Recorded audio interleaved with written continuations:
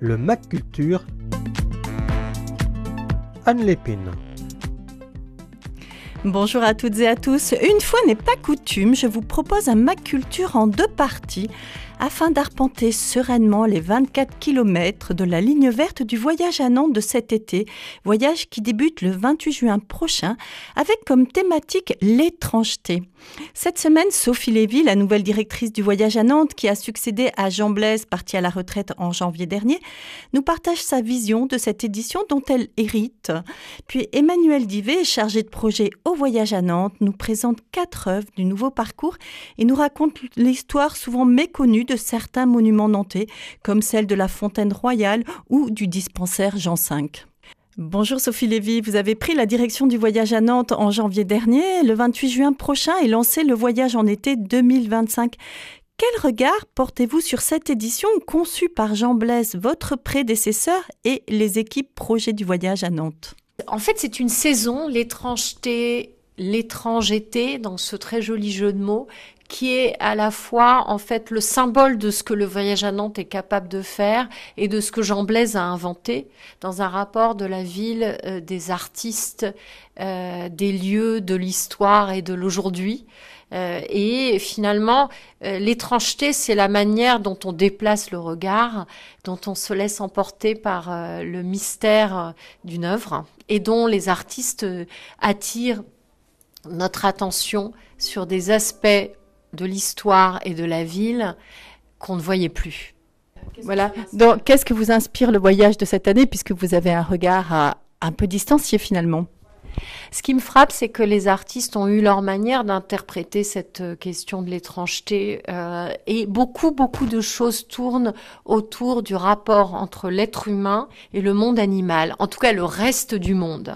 Et dans un rapport où finalement les artistes nous rappellent que nous sommes des êtres vivants parmi d'autres. On peut parler de Gloria Friedman, mais on verra que énormément d'œuvres du voyage à Nantes, de Éléonore Saint-Agnan, de Ivan Argoté, de beaucoup d'artistes ont travaillé sur la question du lien entre l'être humain et le monde du vivant. Et dans un rapport, non pas de hiérarchie, mais de fusion étrange, d'hybridation. Et cette rencontre, elle est à la fois très contemporaine et très surréaliste dans son origine. Une édition du voyage à Nantes se prépare plusieurs mois, voire années en amont. J'imagine que vous êtes déjà en train de penser à l'édition 2026. Y aura-t-il une continuité ou une rupture avec le travail de votre prédécesseur? Comment Sophie Lévy va-t-elle marquer de son empreinte la trace de la ligne verte? Alors oui, bien sûr, il y aura une continuité parce que, ne serait-ce que parce qu'on travaille avec des équipes merveilleuses qui sont toujours là et merci à elles d'avoir cette expertise incroyable sur le montage d'œuvres d'art dans la ville, expertise que je n'avais pas. Et bien sûr, rupture, non pas dans un sens de reniement, mais dans un sens de il faut s'amuser. C'est amusant de jouer avec l'époque, c'est amusant de dialoguer différemment avec les artistes, c'est amusant d'amener un autre regard. Et donc, je ne vais pas m'en priver. Merci beaucoup, Sophie Lévy, et bon voyage pour cet étrange été. Bonjour Emmanuel Divet, alors merci beaucoup de vous être libéré pour nous présenter les œuvres de ce nouveau parcours estival du voyage à Nantes, placé sous le signe de l'étrangeté. Œuvre que vous suivez très attentivement en tant que chargé de projet au voyage à Nantes. Alors comme chaque année, évidemment, les Nantais et touristes attendent avec impatience de découvrir l'œuvre installée Place Royale. On va dire que c'est devenu un des lieux emblématiques du voyage à Nantes. Alors quelle étrangeté va s'installer sur la place cet été, Emmanuel Divet? Sur la place cet été, on va avoir comme une nouvelle composition de statues sur la Fontaine Royale. Et ça, c'est la proposition d'un artiste néerlandais, Willem de Haan, qui, lors de sa venue à Nantes et lors de sa visite de la place Royale, a flashé sur le monument et a vu en cette fontaine un portrait de ville, une forme de photo de famille de Nantes, mais Nantes du 19e.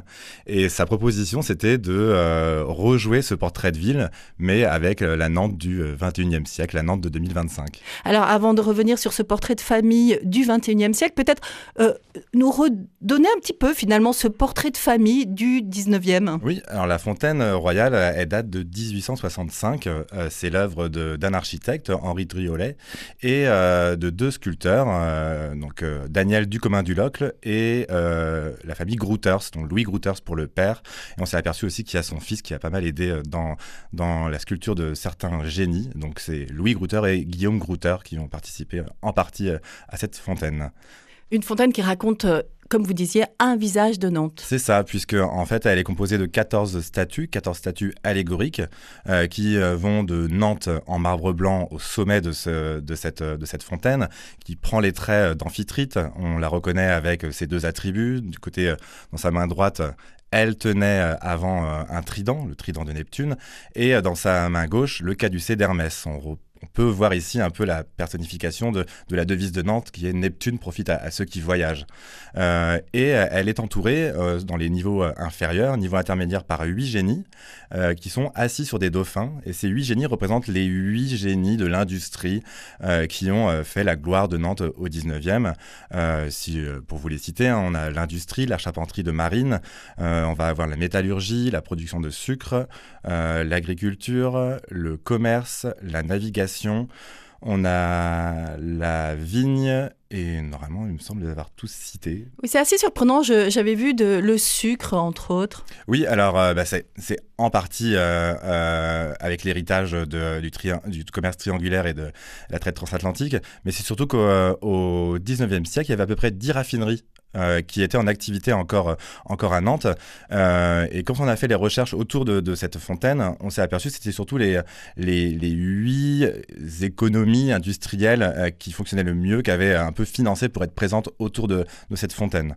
Donc on a comme ça 8 secteurs d'activité qui ont un peu financé pour se faire une place autour de cette fontaine. C'est un peu leur signature. Exactement, c'est ça. Et enfin, au niveau inférieur, on a, cette fois-ci, on peut dire les forces naturelles qui ont fait la gloire de la ville, avec la Loire, et ces deux amphores qui est en direction de la rue de Crébillon, qui est entourée par deux figures féminines qui sont la personnification de l'Erdre et de la Sèvre, deux rivières nantaises. Et on a deux autres rivières derrière, à l'opposé, rivières masculines cette fois-ci, et pas si propre à Nantes, mais en tout cas, on a le Cher et le Loiret, qui sont des rivières qui sont affluentes à la Loire, bien en amont de Nantes, mais en tout cas qui sont présentées ici. Alors maintenant qu'on a eu ce visage, effectivement, de la fontaine du 19e, alors qu'est-ce qui va se passer au 21e siècle ? Qu'est-ce qu'on va voir ? Alors, pour actualiser ce portrait de ville, l'artiste a fait tout un travail de recherche déjà des activités, par exemple, pour les 8 génies. Quels seraient les génies aujourd'hui qui représenteraient Nantes ? Et pour ça, avec lui, on a fait une recherche sur, par exemple, les secteurs d'activité, les emplois qui sont, dans lesquels on a des économies qui sont le plus représentées. Par exemple, on va avoir un génie de la santé qui va être présent sur la fontaine, donc version Willem de Hahn, qui prendra la place de la production de sucre. C'était le jeu un peu avec consommer trop de sucre et la santé qui prend le relais. On va avoir l'industrie aéronautique qui va remplacer la charpenterie de marine. La navigation va être transformée par les transports en commun.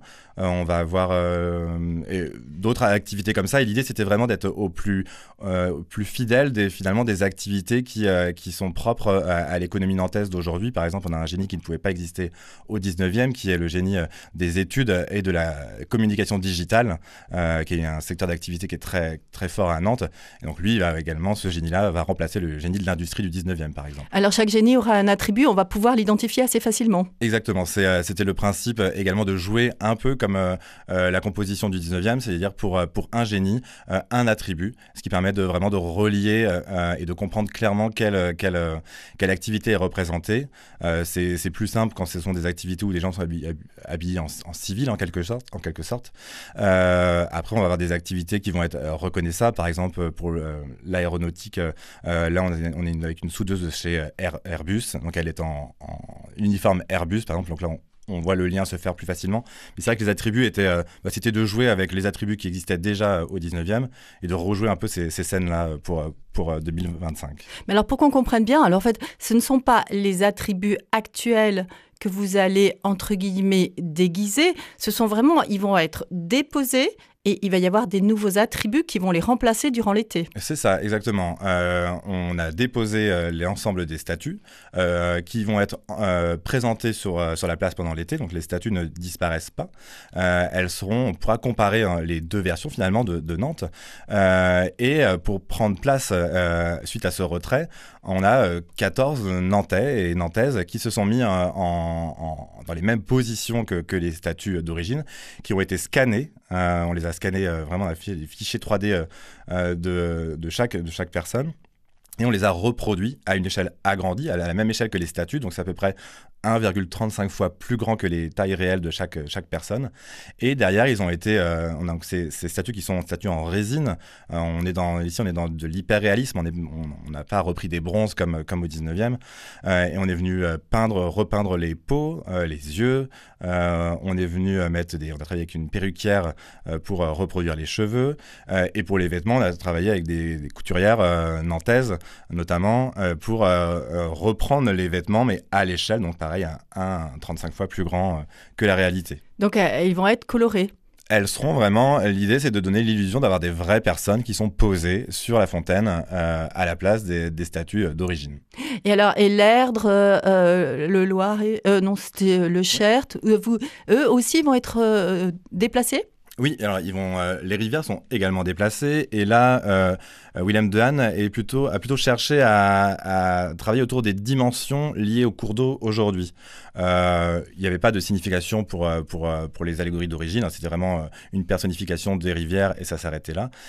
Et ici, Willem de Hane a été cherché plutôt dans comme je le disais, dans des grandes domaines, dimensions. Donc ainsi, on va avoir par exemple pour le Cher, cette rivière va plutôt avoir la question de l'activité économique autour des rivières. Et là, on va avoir par exemple Mathéo, qui est un pêcheur à la pêcherie de Bellevue, qui pêche sur la Loire, qui va incarner cette dimension-là. Le Loiret va incarner davantage la dimension du loisir autour des cours d'eau. Et là, on a un kayakiste, Nino, qui sera sur la fontaine. Et pour les rivières féminines, que ce soit l'Erdre ou la Sèvre, on va avoir la question plutôt de la dimension environnementale des cours d'eau avec une personne de l'ADEME et de mémoire, c'est une chargée de projet sur la question de l'environnement et les circuits courts. Et pour l'Erdre, c'est plutôt la dimension de l'habitat fluvial. Et en fait, on a Delphine qui vit sur une péniche sur l'Erdre qui incarnera cette rivière. Et enfin, pour le fleuve qui est vraiment central, donc la Loire, Willem de Hane, lui, voulait vraiment travailler la question de la dimension portuaire de la Loire, de Nantes, Saint-Nazaire. Et là, on a Philippe, un ingénieur plutôt sur l'aspect éolien, qui travaille au port autonome de Nantes-Saint-Nazaire, qui s'est prêté à l'exercice. Donc toutes les statues seront déposées et on va pouvoir les voir, enfin les statues d'origine, et elles seront évidemment remises en septembre à leur place initiale. Et peut-être, ça sera l'occasion aussi peut-être de les restaurer ? Alors effectivement, c'est là la petite particularité de ce projet, c'est que à la fin de l'événement, les fontaines d'origine ne vont pas revenir tout de suite sur la fontaine et celles de Willem de Hane ne seront pas déposées à la fin de l'événement, puisque, comme vous l'évoquez, il y a un travail de restauration qui a été entrepris quand l'artiste nous a présenté son projet en décembre dernier. Pour nous, il était important de se rapprocher de la direction du patrimoine et de l'archéologie pour leur présenter le projet, pour qu'ils puissent nous accompagner dans le projet. Et très vite, il y a différents événements qui nous ont amenés à réfléchir à une restauration. En décembre dernier, l'allégorie de Nantes a perdu son bras droit. Donc les services du patrimoine de la ville avaient déjà ce questionnement de comment on peut restaurer cette personnification de la ville qui est pas très joyeux à voir actuellement. Ça fait toujours un peu mal de voir Nantes sans son bras droit.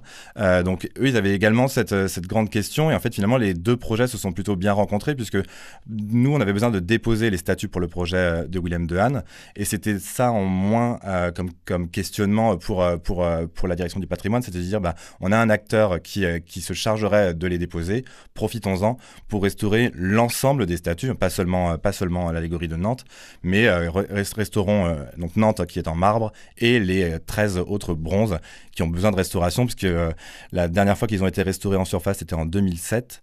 Et la dernière fois qu'on a déposé l'ensemble des statues, c'était en 1950.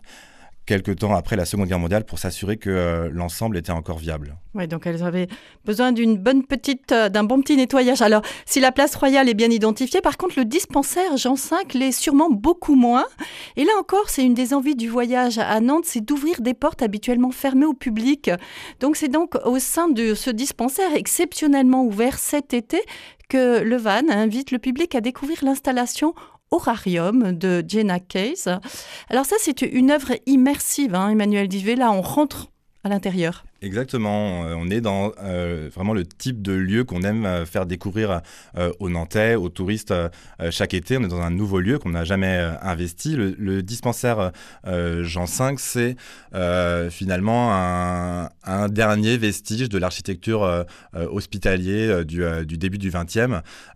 C'est un bâtiment qui fait partie de l'héritage de Thomas Daubré, qui n'est pas contemporain à Thomas Daubré, mais qui faisait partie de son testament. Oui, vous pourriez peut-être le situer pour les auditeurs. C'est ça, c'est à la fin du 19e aussi, là où à la suite de son décès, il lègue une grande partie de ses collections. Thomas Daubré, qui est un grand collectionneur nantais, il lègue une partie de ses collections au département de Loire-Inférieure à l'époque, qui va permettre de constituer la collection du musée Daubré d'aujourd'hui.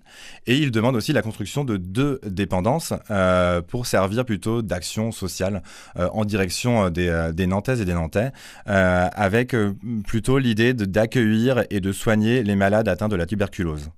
Donc c'est un bâtiment qui fait face au musée actuel. Exactement, il est vraiment de l'autre côté. On est, par exemple, si depuis la restauration, on a tout un parc public plutôt au nord du domaine de Daubré, les bâtiments Jean V sont vraiment de l'autre côté. Et du coup, on a invité effectivement l'artiste designer Jenna Case à investir ce lieu. Jenna Case, c'est une artiste qui va elle va s'attacher à donner forme et matière au mystique, au sacré, à tout ce qui peut être un peu spirituel. Et ce qui l'intéresse, c'est la dimension sacrée qu'on peut donner parfois à des objets. Qu'est-ce qui fait qu'on a des personnes qui se réunissent autour d'un objet? Ce qu'elle aime très souvent, c'est travailler autour de la dimension assez forte des reliquaires, notamment, ou de la relique. Et donc, cette dimension, son travail, son approche, vient rencontrer un peu l'héritage vraiment assez fort de ce lieu. C'est un héritage d'un sanatorium où on a accueilli, on a soigné.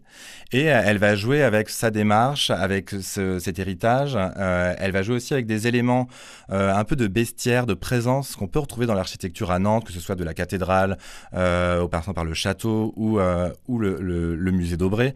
Et elle va convoquer un peu toutes ces images pour transformer le lieu en une relique, finalement.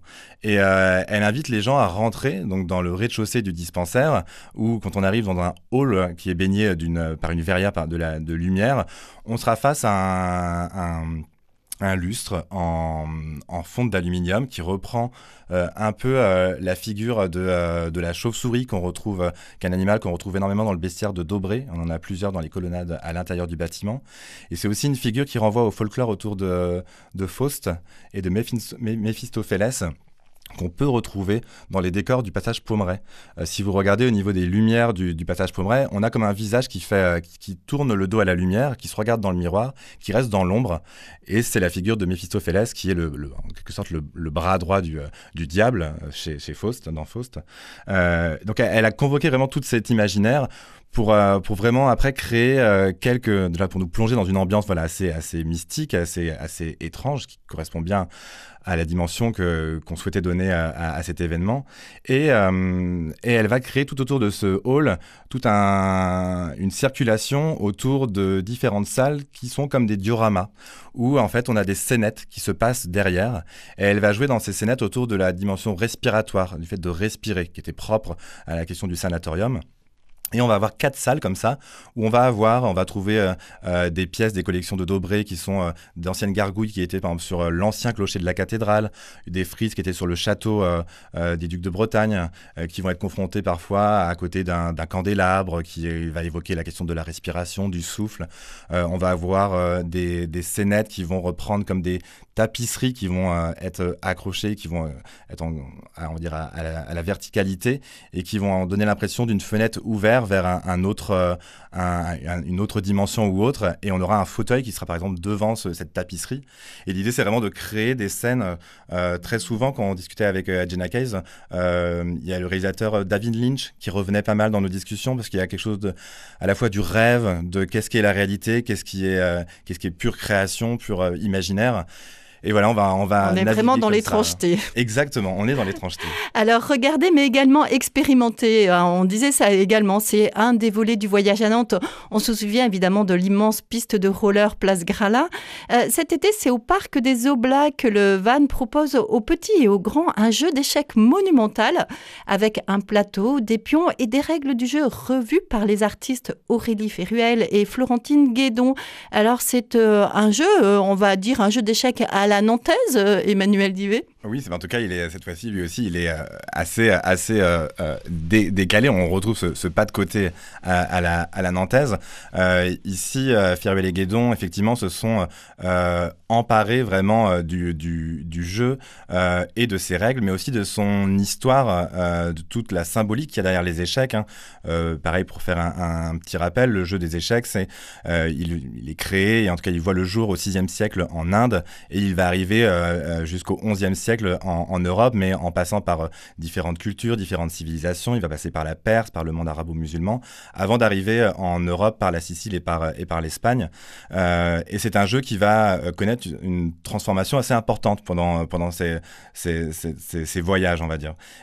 Puisque à la fois les pièces vont être transformées jusqu'à arriver à celles qu'on connaît aujourd'hui.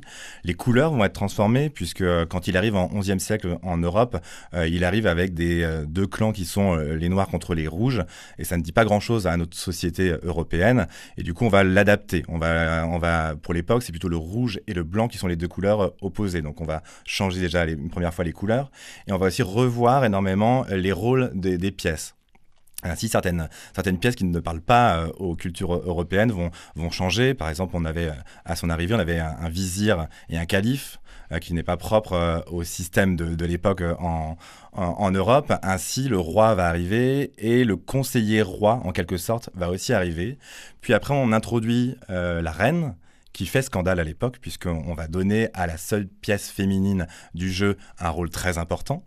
Cette reine va être remise en question, puisque quand un pion arrive à aller jusqu'au bout du bord adverse, il a une promotion et il pouvait devenir reine lui aussi. Et là, on se retrouvait dans la situation où un roi avait 2 reines. Donc la reine va être revue pour devenir une dame, et ainsi de suite. On va adapter les pièces aux sociétés européennes, jusqu'aux dernières modifications qui sont une fois encore la couleur, puisqu'en avançant dans l'histoire et dans les siècles, le noir devient la couleur opposée naturelle au blanc, et du coup le rouge va disparaître pour ça.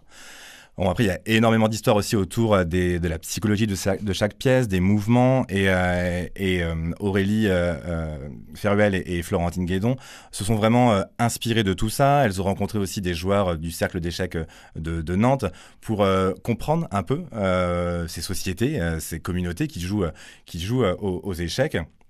Et elles sont finalement reparties un peu à l'essence du jeu, où on avait énormément de figures animales sur ce plateau. Et elles ont traité cette question du vivant propre au territoire nantais. Ainsi, elles ont complètement revu la façon de jouer. Donc les mouvements restent les mêmes. Si on souhaite jouer aux échecs, on peut toujours jouer de la même façon. Mais en tout cas, à la fois, le plateau, lui, va complètement changer pour devenir plutôt une cartographie sensible du territoire nantais. Donc il ne va pas être quadrillé. Il sera quadrillé, mais en tout cas, on aura comme une carte qui prendra place, qui sera, elle, quadrillée, ce qu'on pourra comprendre et assez voir où on peut poser les pièces. Mais l'idée, c'était vraiment de travailler autour du vivant. Donc, finalement, le plateau sera un peu l'environnement. Et dans cet environnement, on a un biotope, une biocénose. Donc, le plateau, lui, est vraiment le territoire. Et les pièces vont incarner plutôt des vivants dans cet environnement. Et on va avoir ainsi comme ça l'angélique de l'estuaire, on va avoir l'anguille, on va avoir le castor, l'hirondelle des rivages, le cormoran. L'idée, c'était vraiment aussi d'un côté un peu détourné, d'amener à nous sensibiliser sur comment, à la fois comme le jeu, lui qui a énormément évolué avec les sociétés humaines, comment nous faisons aussi, nous pouvons impacter et faire évoluer nos territoires et le vivant qui est lié à ce territoire. Par exemple, le castor est l'exemple même qui a été repris dans le jeu, qui est un animal qui a été très présent avant autour de la Loire et qui a presque disparu, qui revient aujourd'hui. Mais voilà, l'idée, c'était de pouvoir aussi jouer autour de la question d'un jeu plus organique, plus coopératif et qui a un aspect plus sensible finalement à notre territoire. Alors peut-être pour la première fois de son histoire, le voyage à Nantes en 2025 fait revenir des œuvres présentées dans l'édition 2024. En effet, ça va être les bijoux pour arbres de la maison Pelletier-Ferruel qui reviennent à Nantes, mais dans un nouvel écrin au cœur du Jardin des Plantes. Pourquoi cette envie de faire revenir une œuvre ? Alors l'idée, c'était de réinstaller de façon un peu plus sur le long temps ces bijoux d'arbres. Donc le projet Trouver les égards de Stéphane Pelletier et Aurélie Ferruel, qui est un autre duo. Donc on parlait juste avant d'Aurélie Ferruel et Florentine Guédon, et là on est sur Maison Pelletier-Ferruel. Et l'idée, c'était de représenter ces pièces, mais en un seul lieu. Là où l'année dernière, les bijoux d'arbres servaient à marquer les arbres remarquables qui avaient été sélectionnés dans le cadre de l'édition autour de l'arbre. Et on s'est dit que peut-être que beaucoup de Nantais, de Nantaises étaient peut-être passés à côté. Oui, surtout que ça s'étendait dans le vignoble. Exactement. On avait 10 bijoux dans le vignoble et 18 à Nantes. Et l'idée, c'était de proposer à Maison Pelletier-Ferruel une réinstallation sur 1 an au Jardin des Plantes, pour nous qui se prêtait bien avec toute cette collection assez impressionnante d'arbres. Et en échangeant avec la direction Nature et Jardin, il y a un lieu qui a tout de suite plu, c'était la montagne, là où on a toute la collection de conifères. Et l'idée, c'était cette fois-ci de repenser un peu ce projet. Avec ici, on ne marque pas seulement un arbre, mais on vient créer comme une histoire. On vient créer, voilà, en déambulant autour de cette montagne, eh ben on a comme ces créatures, comme ces formes organiques qui apparaissent au fur et à mesure. On a l'impression d'être un peu fragile, un peu discret, qui se révèlent à nous. Et voilà, c'était finalement d'une même œuvre, on vient en quelque sorte faire un projet un peu différent. Oui, c'est presque un collier cette fois-ci. C'est ça. En tout cas, nous, on pense que ces bijoux ont trouvé leur plus bel écrin pour cette année. Eh bien, écoutez, merci beaucoup Emmanuel Divet de nous avoir consacré un moment pour nous présenter les œuvres dont vous êtes en charge pour ce voyage à Nantes été 2025. Je vous libère car votre temps est compté à quelques jours du lancement de cette nouvelle édition. Merci beaucoup et bon courage pour l'installation finale. Au revoir. Au revoir. Le voyage a commencé avec Sophie Lévy, la directrice du voyage à Nantes, et Emmanuel Divet, chargé de projet. Rendez-vous la semaine prochaine pour conclure et découvrir de nouvelles œuvres qui vont parcourir la ligne verte 2025. Belle semaine à tous d'ici là. Au revoir et merci pour votre écoute.